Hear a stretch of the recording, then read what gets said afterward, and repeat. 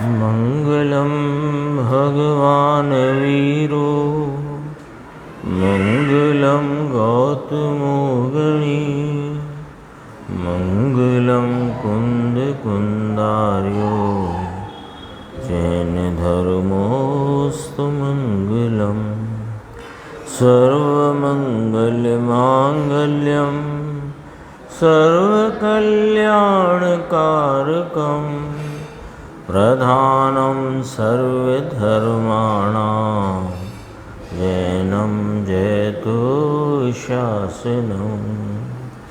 मैं नमो तीर्थनायक को नमो ओंकार वाणी को नमो उन कुंद प्रभु को जिन्होंने ओंकार धारण की।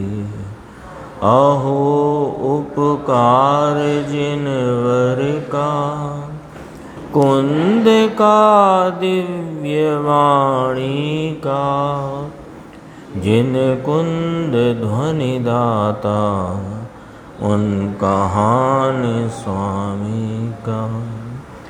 णमियूण जिणम वीरम अनंत वर्णान दंसन सहावम मोक्षामिनियम सारम केवली शुद्ध केवली भणिदम।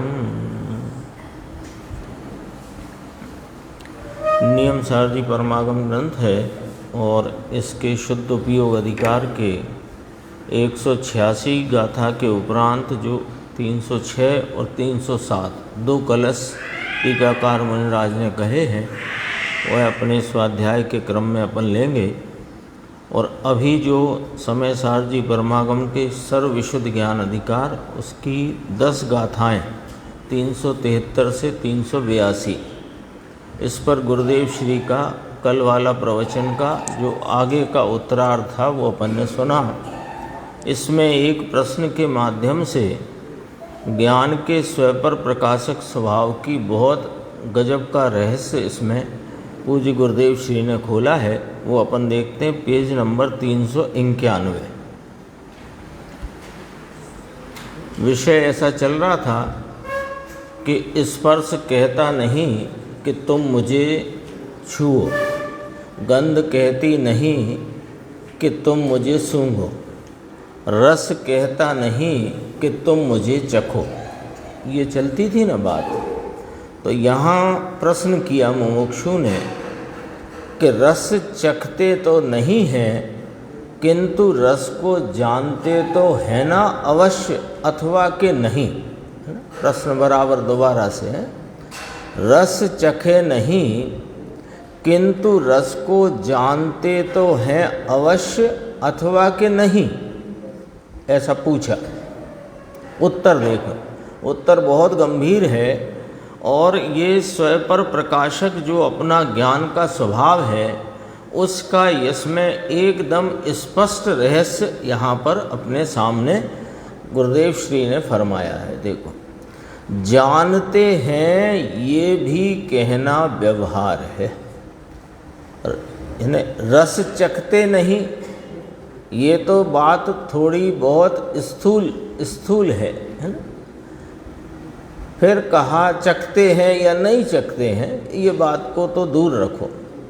लेकिन उसका प्रश्न था कि रस का ज्ञान तो करते हैं ना, रस को जानते तो है ना कि नहीं जानते हैं, ऐसा प्रश्न है। तो कहा कि जानते हैं ये भी कहना व्यवहार है, सुनो, है ना।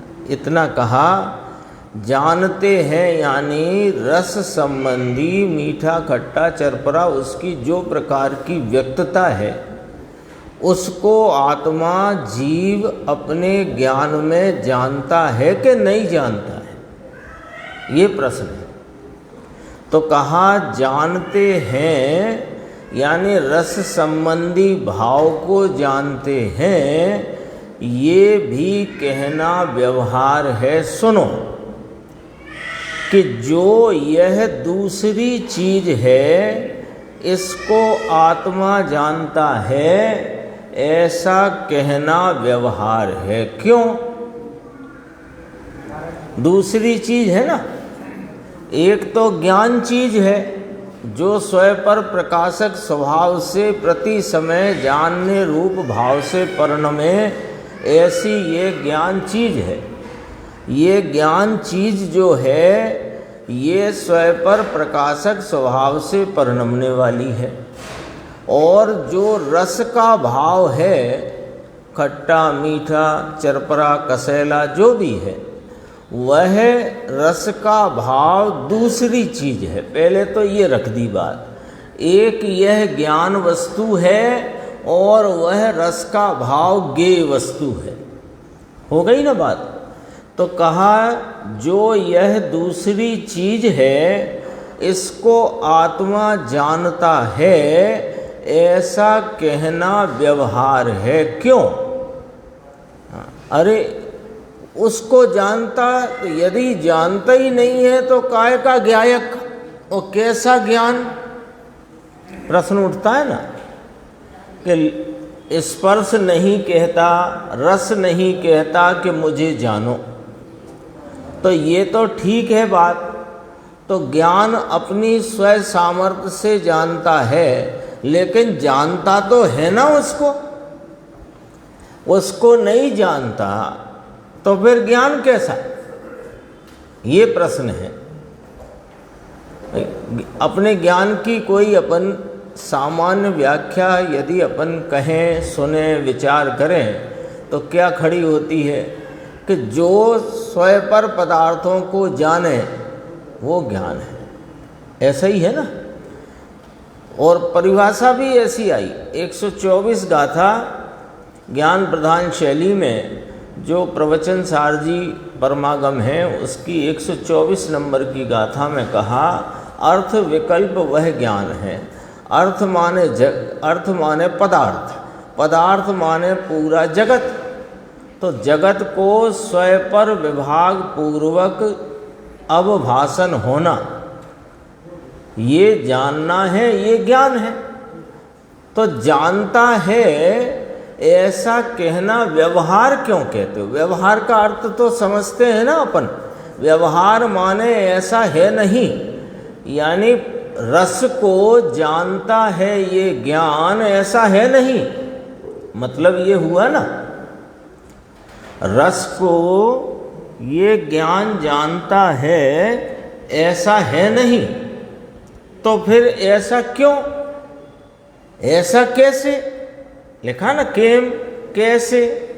कि आत्मा उसमें तन्मय हुए बिना जानता है, इसलिए वो वास्तव में पर को नहीं जानता है, ये निश्चय है। और पर को जानता है ये कहना व्यवहार है। तो इसमें स्वयं पर प्रकाशक स्वभाव में फिर स्वयं प्रकाशक पना ही रह गया कि ना स्वयं पर प्रकाशक स्वभाव से परिणमता ज्ञान प्रतिपर्याय में स्वयं पर प्रकाशक भाव से ही परिणमित है, और पर संबंधी जान पने से परिणमित अपना ज्ञान अपने को जानता परिणमता है। देखो हो गई बात स्पष्ट, अभी आएगी इसमें। यहाँ तक बात आई, कितने पॉइंट आए? जानता है रस संबंधी पर पदार्थ को, जो दूसरी चीज है उसको ज्ञान जानता है, ऐसा कहना व्यवहार है। तो क्यों व्यवहार क्यों है? कि ये उसमें तन्मय हुए बिना जानता है, इसलिए व्यवहार है। एक पॉइंट तो ये हो गया।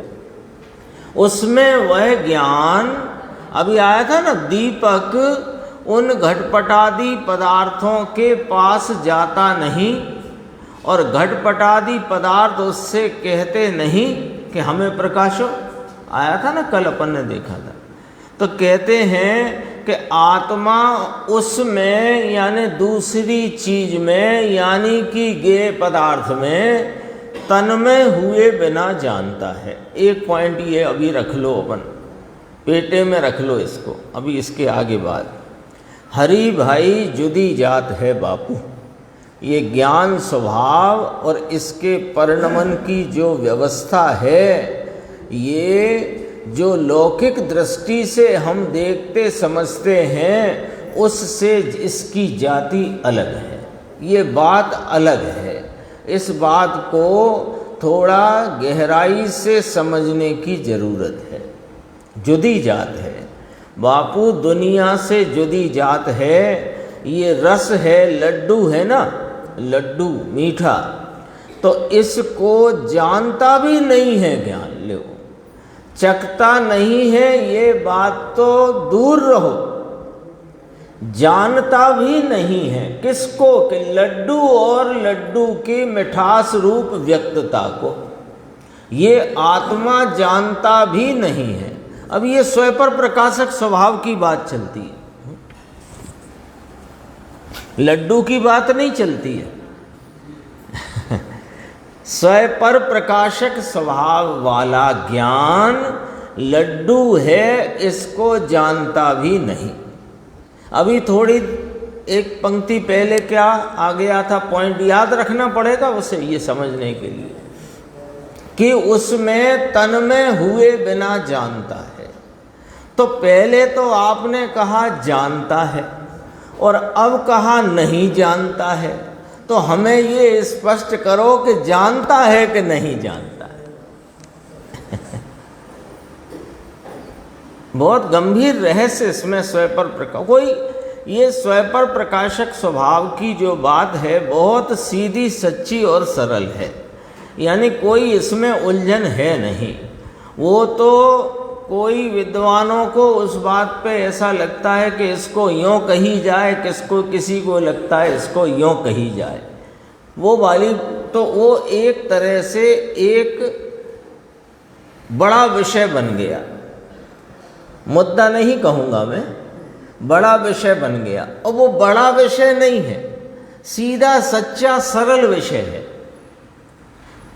अभी क्या बात आ गई कि वह पर दूसरी चीज़ों को नहीं जानता अथवा उसको जानता है, वहाँ से शुरू हुई कि दूसरे ज्ञेय पदार्थों को जानता है, ये कहना व्यवहार है। ठीक है, ये एक पॉइंट। तो व्यवहार क्यों कहा? क्योंकि पर में उस वस्तु में तन्मय हुए बिना जानता है, इसलिए व्यवहार है। दो बातें हो गई। अब तीसरी बात कही कि ये जो लड्डू है या कोई ज्ञेय पदार्थ है उसको जानता भी नहीं है, जानता भी नहीं है। तो पहले कहा व्यवहार है, उसको जानता है, ये व्यवहार है। उसमें ही ये कह दिया था कि नहीं जानता।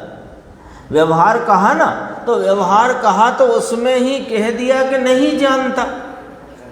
फिर कहा कि व्यवहार भी क्यों कर दिया यदि नहीं जानता तो। भाई व्यवहार ये बिल्कुल एक एक पॉइंट, इसका अंदर की क्या गहराई है वो अपन इसमें पकड़ने की कोशिश कर रहे हैं। देखो, दूसरी चीज है इसको आत्मा जानता है, ऐसा कहना व्यवहार है। तो इसका क्या अर्थ हो गया कि व्यवहार से कहा गया है जानता नहीं है, यही अर्थ हुआ ना इसका। तो व्यवहार क्यों किया गया है? क्योंकि वो उसको उस संबंधी ज्ञान से तो परिणमता है ज्ञान, लेकिन उसमें तन्मय हुए बिना जानता है, इसलिए ये व्यवहार कहलाया। ठीक है, तन्मय हुए बिना जानता है। यहाँ जानना मतलब उस संबंधी ज्ञान भाव से या उस संबंधी के ज्ञान से ये ज्ञान परिणमता है, तो ये व्यवहार कहलाया। क्योंकि उसमें तन्मय हुए बिना ये स्वयं परिणमित होता है, इसलिए तो व्यवहार हो गया। अब तीसरी पंक्ति में कहा कि ये रस अथवा लड्डू या कि कोई गेय पदार्थ उसको जानता भी नहीं है, ये वास्तविकता है। तो कहा वास्तव में तो तब स्वयं स्वयं को जानता है। ज्ञान पर को जानता ही नहीं है, एक बात। पर संबंधी परिणमित अपने ज्ञान को जानता है। तो पर संबंधी परिणमित अपने ज्ञान परिणाम को जानता है, यह ज्ञान के परिणमन की स्वभाव की यह सत्यता है, असलियत है। और उसमें पर संबंधी ज्ञान है, उसमें वह तन्मय हुआ नहीं है और उस संबंधी जानपना है, तो वो परिणाम विशेष को ये पर को जानता है, ऐसा व्यवहार करने में आता है। अब दर्पण से समझते हैं अपन, है ना, थोड़ा। दर्पण है ना, तो दर्पण स्वयं पर प्रकाशक है। कैसे कि अपनी स्वच्छता के प्रकाशन से परिणमित वह दर्पण अपनी स्वच्छता को भी प्रकाशता है और उस ही काल में जो बिंब पदार्थ हैं उनके प्रतिबिंब को भी प्रकाशता, बिंबों को नहीं, अब पकड़ना जरा, प्रतिबिंब को प्रकाशता है। तो ये दर्पण उस वृक्ष को झलकाता है, ये कहना व्यवहार है। क्यों कि दर्पण वृक्ष में तन्मय हुए बिना अपनी स्वच्छता के परिणमन में उस वृक्ष संबंधी आकार से आप स्वयं परिणमता हुआ झलकाता है। वास्तविकता ये है। तो फिर ये व्यवहार ही क्यों किया कि वृक्ष को झलकाना ये व्यवहार है कि वह उस दर्पण के उस परिणाम विशेष को देखा जाए तो उसी ही स्वच्छता के परिणमन में उस वृक्ष संबंधी आकार का परिणमन दर्पण की स्वच्छता का है और वह दर्पण की स्वच्छता को परिणमाता है, ये वास्तविकता है। और वह विशेष जो अपन ने वो परिणाम विशेष दर्पण का वह परिणाम विशेष जिसमें वृक्ष की झलकन है, तो वृक्ष की झलकन है तो वृक्ष की झलकन वृक्ष को झलकाता है, ये कहना व्यवहार है। तो वास्तव में क्या खड़ा हुआ कि वृक्ष को नहीं झलकाता। आ गई बात समझ में?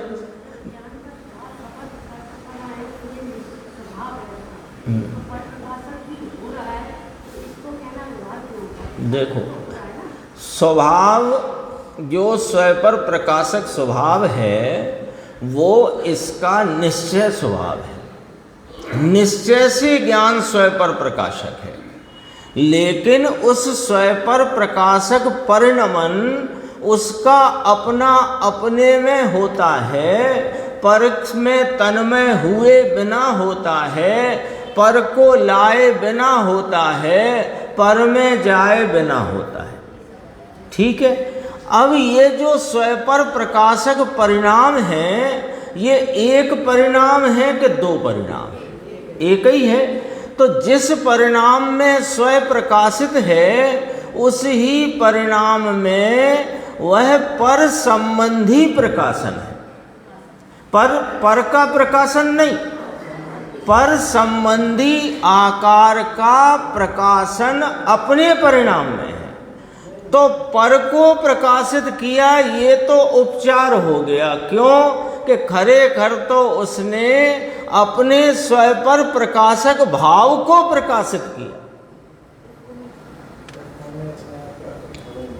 दोबारा से दर्पण पे ही चलते हैं। मैं सोचता था जल्दी हो जाएगा, 3-4 पंक्ति हैं, लेकिन विषय बहुत गंभीर है। दर्पण है ना, दर्पण कैसे स्वभाव का है? स्वच्छता के स्वभाव का। स्वच्छता का स्वभाव उसका स्वयं पर प्रकाशक है, ये बात मंजूर है। अब ये दर्पण में स्वयं का प्रकाशन है, एक ही परिणाम है ना उसका। उस स्वयं प्रकाशन रूप दर्पण के स्वयं परिणाम में वृक्ष के आकार संबंधी भाव का परिणमन उस स्वयं पर प्रकाशक दर्पण की स्वच्छता में है। तो खरेखर देखा जाए, वास्तव में देखा जाए तो दर्पण किसको प्रकाशित कर रहा है? दर्पण तो अपनी स्वच्छता से प्रकाशित है और वह स्वच्छता वास्तव में स्वयं पर प्रकाशक स्वभाव रूप है। अब उस दर्पण के एक कोई परिणाम विशेष को देखें। किसका परिणाम? दर्पण का कोई परिणाम विशेष देखें तो उसमें वृक्ष संबंधी आकार का परिणमन दिखाई देता है। तो वृक्ष संबंधी आकार के परिणाम से परिणमित स्वच्छता ही वहाँ पर प्रकाशित है, उसका ही झलकन है। तो उसमें वृक्ष को झलकाता है, ये व्यवहार है। तो वृक्ष को नहीं झलकाता है, ये तो स्वयं अपनी स्वच्छता को झलकाता है। अब प्रश्न है कि स्वयं पर प्रकाशक स्वभाव, तो पर प्रकाशक पना भी किसका स्वभाव है? आत्मा का कि पर का? तो आत्मा का स्वयं पर प्रकाशक स्वभाव अपने में परिणमेगा कि पर में परिणमेगा? और पर के कारण परिणमेगा कि अपने कारण परिणमेगा? पर की अपेक्षा से परिणमेगा कि अपने निरपेक्ष भाव से परिणमेगा? तो वो निरपेक्ष भाव से पर की अपेक्षा बिना, पर में परिणमे बिना, पर को परिणमाए बिना स्वयं पर संबंधी आकार से परिणमा है। तो स्वयं पर प्रकाशक कहने में आता है, लेकिन पर को प्रकाशता है, ये व्यवहार है।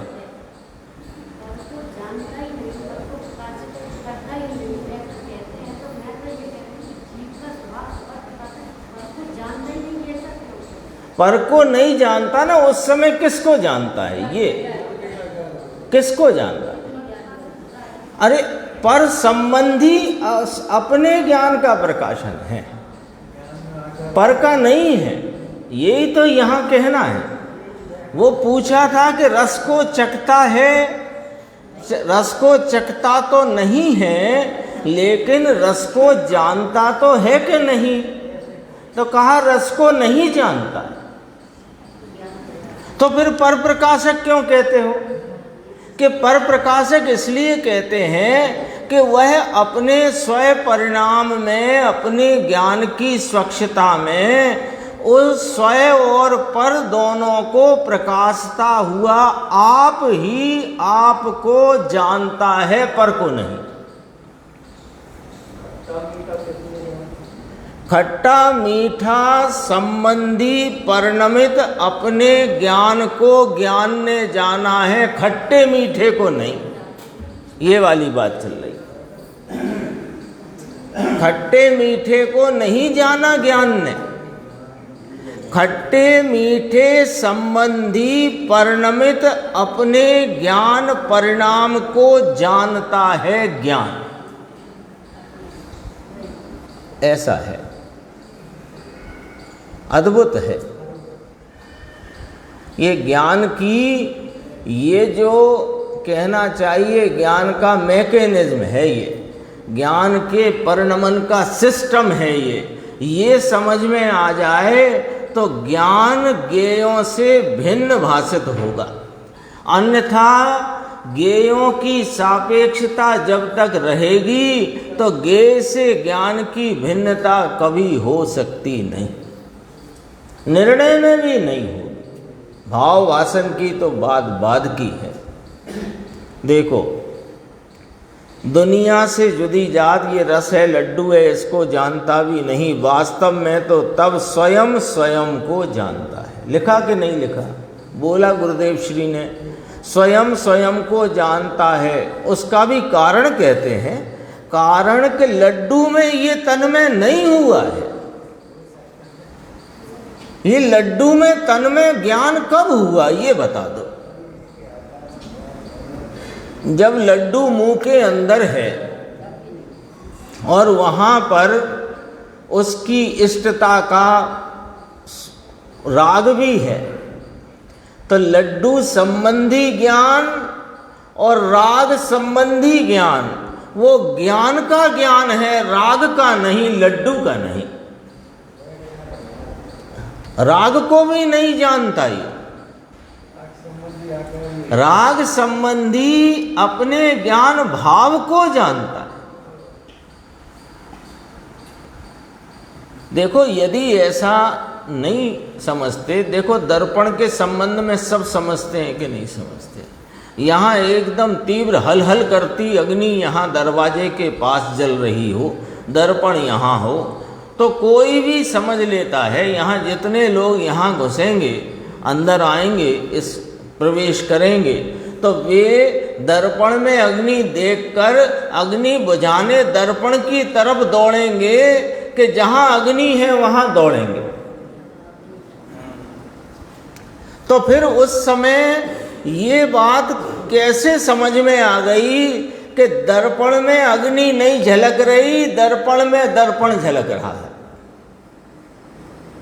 कैसे समझ में आ गई? यही समझ नहीं है। और काम करने के लिए ये कोई ऐसा काम तो है नहीं कि 17 मंजिल इमारत बनाना है। ये तो समयांतर में घटित हो जाने वाला, अनादि से नहीं हुआ और एक समयांतर में हो जाए ऐसा अपूर्व काम है, अपना काम है, और तीसरे की जरूरत नहीं। तीसरा कौन? दो कौन? तीसरा कहा ना मैंने, दो कौन? वर्तमान उपयोग और उस उपयोग स्वरूपता से विद्यमान अपना त्रैकालिक स्वभाव, तीसरे की जरूरत नहीं। देखो क्या कहते हैं, लड्डू में ये तन्मय हुआ नहीं, अंदर तन्मय नाम एक मेघ तो हुआ नहीं, तो एक मेघ हुए बिना उसको जाना कहाँ से? ऐसा प्रश्न आ जाता है। एक मेघ नहीं हुआ तो फिर उसको जाना कहाँ से? कि नहीं जाना ना, हम भी तो यही कह रहे हैं। तुम प्रश्न करो कि साहेब एक मेघ हुए बिना लड्डू को आत्मा ने जान कैसे लिया? तो हम भी यही कह रहे हैं कि लड्डू को आत्मा ने जाना ही नहीं है। तो फिर आत्मा ने क्या जाना? कि लड्डू संबंधी रस आदि भाव के संबंधी परिणमित अपने ज्ञान परिणाम को जाना है। और वो जो एक परिणाम है ना, जो लड्डू संबंधी ज्ञान से परिणमित है, वो ज्ञान स्वयं प्रकाशित भी है और पर प्रकाशित भी है। इसलिए स्वयं पर प्रकाशित है। स्वयं प्रकाशन अलग होता है, पर प्रकाशन अलग होता है, ऐसा नहीं। एक ही परिणाम स्वयं पर प्रकाशक है।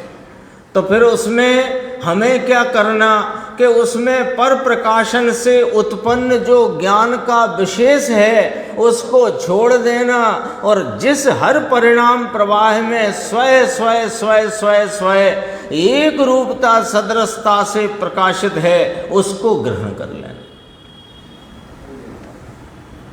एक दिन कहा था, पर्याय में पर्याय से पर्याय को गौण करके द्रव्य स्वभाव जानने में आता है।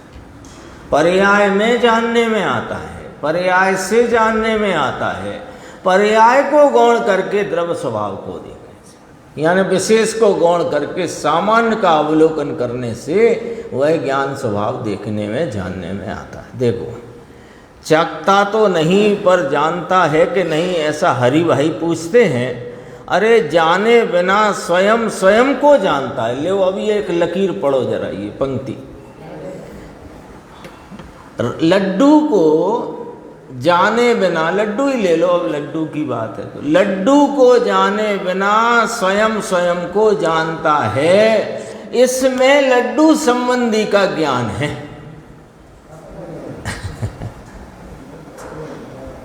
और ये संबंधी का अपना ज्ञान अपने में होता है, इसको जानता है। ये संबंधी का अपना ज्ञान अपने में होता है, उसको वह जानता है। गुरुदेव श्री कहते हैं एक अक्षर कम ज्यादा हो जाएगा तो विपरीतता पड़ेगी।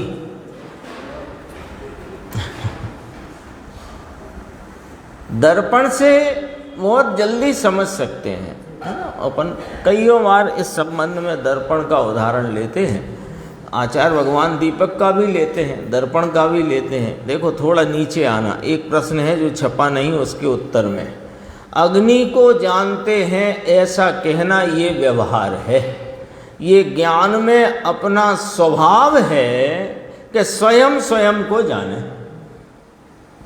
ये अब देखो वो प्रश्न था ना कि स्वयं पर प्रकाशक स्वभाव है कि नहीं, हाँ है ना, पर स्वयं पर प्रकाशक स्वभाव स्वयं को जाने ऐसा है।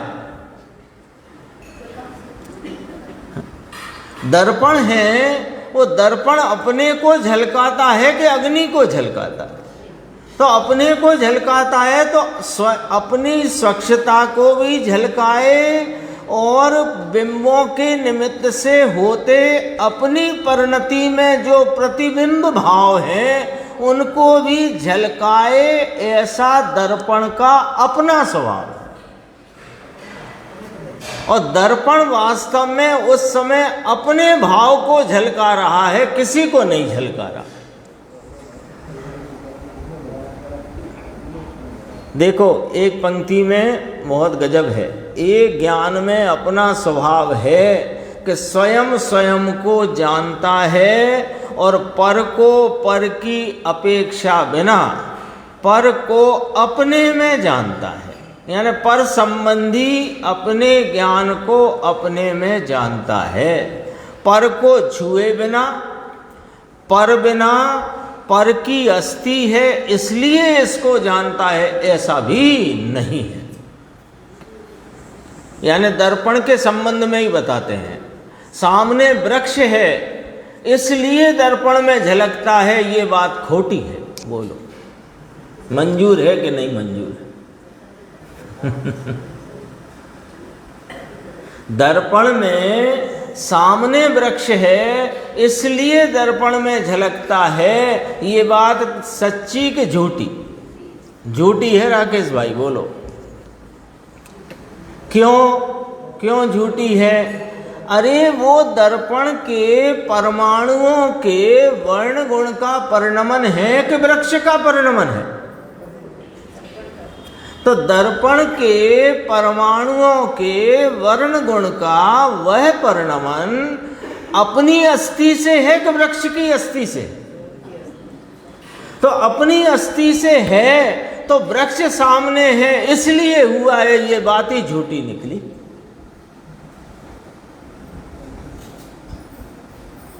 इससे फायदा क्या? इतनी बारीक छनावट से फायदा क्या? इतनी बारीक छनावट से जो अनादि से हमको गेयों से ज्ञान होता है, गेय की अपेक्षा से यहाँ ज्ञान परिणमता है, गेय है तो ज्ञान होता है, ये सारी जो दुर्वासना है ये धुल जाएगी इस बारीक छनावट में। और वो एक बार धुल गई तो गेय ज्ञान की भिन्नता में वह ज्ञान स्वयं अपने स्वभाव से, अपने इस महिमामय गरिमामय स्वरूप से वर्तमान उपयोग दशा में जलहल उठेगा, जगमगा उठेगा। इसलिए है ये जानने के अस्तित्व का ऐसा स्वभाव है, स्वयं पर जानने का अपना स्वभाव आ गया। स्वयं पर को जानने का अपना स्वभाव, ये स्वयं स्वयं को जाने ऐसा स्वयं पर प्रकाशक स्वभाव। पर को जाने ये स्वपर प्रकाशकपना नहीं है।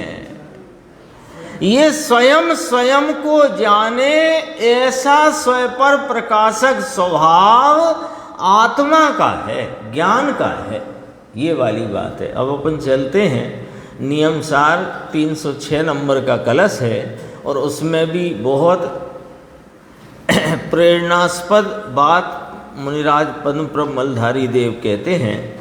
376 नंबर पेज है।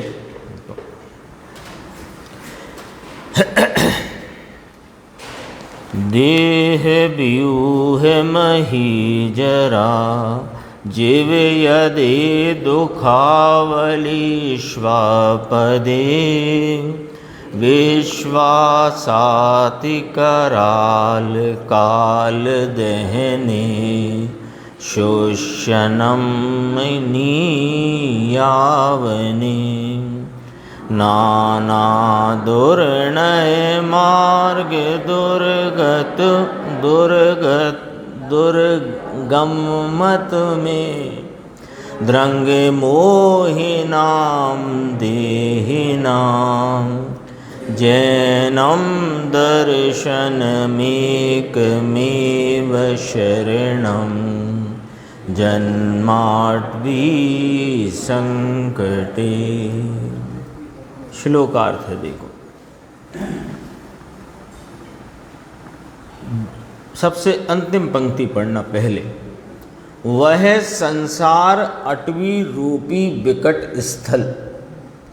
संसार अटवी, अटवी समझते हैं, घने जंगल को अटवी कहते हैं, घना वन। तो संसार अटवी रूपी विकट स्थल, उसका अब वर्णन है ऊपर से। किसका वर्णन है अपन को ये देखना था ना, ये ऊपर से जो वर्णन है किसका है कि संसार अटवी रूपी गहन वन स्वरूप संसार, ये विकट स्थल कैसा है कि देह समूह रूपी वृक्ष पंक्ति से जो भयंकर है। देह समूह रूपी वृक्ष, देह को वृक्ष की उपमा दी, संसार को जंगल की उपमा दी ना, तो देह को वृक्ष की उपमा दी कि ये देह एक के बाद एक, एक के बाद एक, एक के बाद एक, एक के बाद एक। संसार जो है कब से है? हाँ, संसार ये विश्व कहलाता है।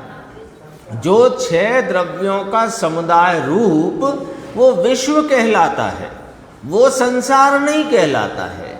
संसार तो जीव की परिणति में परिणमता हुआ आत्मा के बेभान पने का एकांत दुख रूप जो भाव है, उसका नाम संसार है।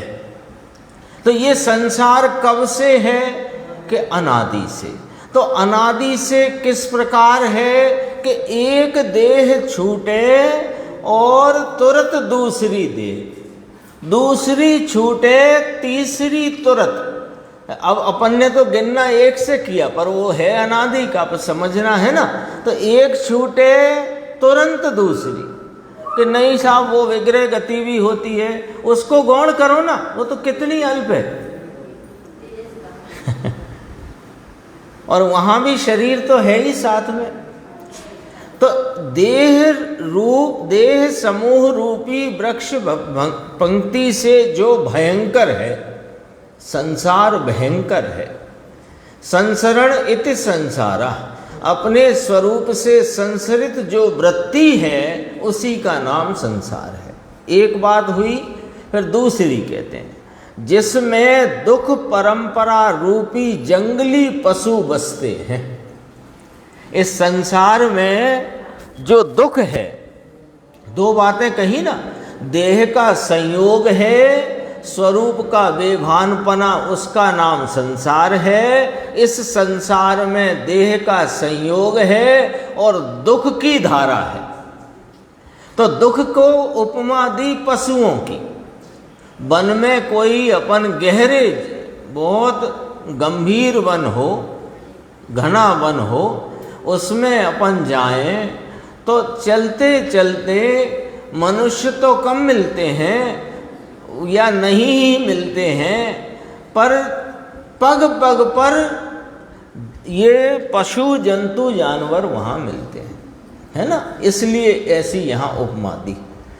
दुख परंपरा रूपी जंगली पशु बसते हैं। फिर क्या कहा, अति कराल काल रूपी अग्नि जहाँ सर्व का भक्षण करती है। कराल नाम विकराल, बहुत तीव्र अग्नि। कौन सी अग्नि? काल रूपी अग्नि, विकराल काल रूपी अग्नि, वह ये सबका भक्षण करती है। ये काल का प्रवाह है ना, तो वो अग्नि कहा। जंगल में आग लग जाए तो वो सबको जला डालती है, ऐसे ये विकराल काल रूपी अग्नि सबका भक्षण करती है। तो क्या होता है इस जंगल में भटकते, कि जिसमें बुद्धि रूपी जल सूख जाता है। जंगल होते हैं ना, जंगल में झरने भी होते हैं, छोटी नदियाँ भी होती हैं, ये सब होता है ना जंगल में। तो जंगल में जब आग लगी हो तो वे छोटे मोटे झरने या वे छोटे मोटे नाले जो हैं वे सूख जाते हैं। तो यहाँ बुद्धि रूपी जल सूख जाता है। बुद्धि किसे कहा कि स्वयं को स्वयं और पर को पर जानने की बुद्धि भ्रष्ट हो जाती है इसकी। और जो दर्शन मोह युक्त जीवों को, अज्ञानी मिथ्या दृष्टि जीवों को अनेक कुनय रूपी मार्गों के कारण अत्यंत दुर्गम है यह संसार घना जंगल अटवी। संसार अटवी लिया ना, तो ये कुनय रूपी मार्ग, ये मिथ्यात्व रूपी अज्ञान में फंसा हुआ जीव, ये इस संसार रूपी जंगल में भटक रहा है और इसको कोई सच्चा मार्ग ऐसा मिलता नहीं कि ये उस जंगल में से सच्चा रास्ता, सही रास्ता पकड़कर शहर या गांव की ओर आ जाए।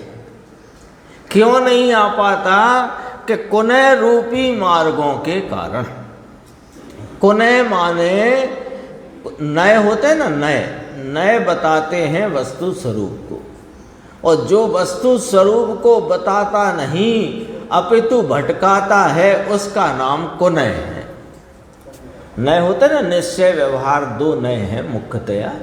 दोनों नयों का काम जीव को परमार्थ मार्ग, परमार्थ स्वरूप बताना है।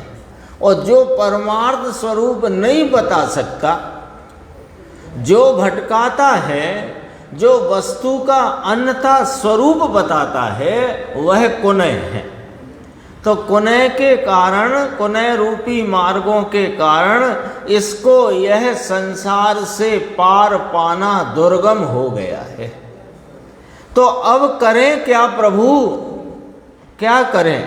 काल रूपी अग्नि भक्षण किए जा रही है, बुद्धि रूपी जल सूख रहा है, कुनय के कारण बाहर निकलने का कोई मार्ग मिलता नहीं है, और जो दुख रूपी पशु हैं वे निरंतर मुंह खोले खड़े हुए हैं। अब हम ऐसी विकट परिस्थिति में करें तो क्या करें?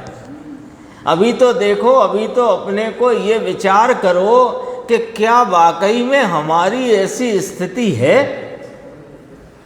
अभी तो हमको लगता है कि बढ़िया मकान, धन संपत्ति, जमीन जायदाद, कुटुंब परिवार सब कुछ बढ़िया है। तो अभी हमें कहाँ ये संसार रूपी अटवी है, हम तो मज़े में हैं। तो जो मज़े में महसूस कर रहे हो तो इसका मतलब तुम्हें यही मज़ा आ रहा है। तो ये मज़ा जो तुम देख रहे हो ये तो बिजली की चमकार जितना है। बिजली चमकती ना, जैसे गहरी अमावस की रात हो, है ना, हाथ को हाथ नहीं सूझता हो, ऐसे में कोई बिजली चमकी तो चमक करके कितना उजाला, कितना काम आप कर लोगे उस उजाले में? कुछ नहीं कर सकते। फिर क्या होगा? बिजली चमक कर गई तो फिर क्या होगा कि फिर वही अंधकार। तो ये जो अभी ठाट बाट दिखाई देते हैं ना अपने, ये बिजली की चमकार जितने हैं। और इसमें यदि जैसे वो बिजली की चमक में कोई बुद्धिजीवी, कोई बहुत बिरला पुरुष उस बिजली की चमकार में अपनी खोई हुई वस्तु खो गई, कोई अंगूठी गिर गई और घोर अंधकार है, हाथ को हाथ नहीं सूझता, लेकिन कोई भाग्यशाली विरला कोई जीव उस बिजली की चमकार में अंगूठी प्राप्त कर ले खोई हुई। ऐसी है स्थिति। अब अपने को यदि इसी में मजा आ रहा है तो ये मजा कितने दिन चलने वाला है? फिर वही का वही। फिर खुरपा और जाली वो आता है ना 12 भावना में, वही स्थिति है। इसलिए क्या करें महाराज?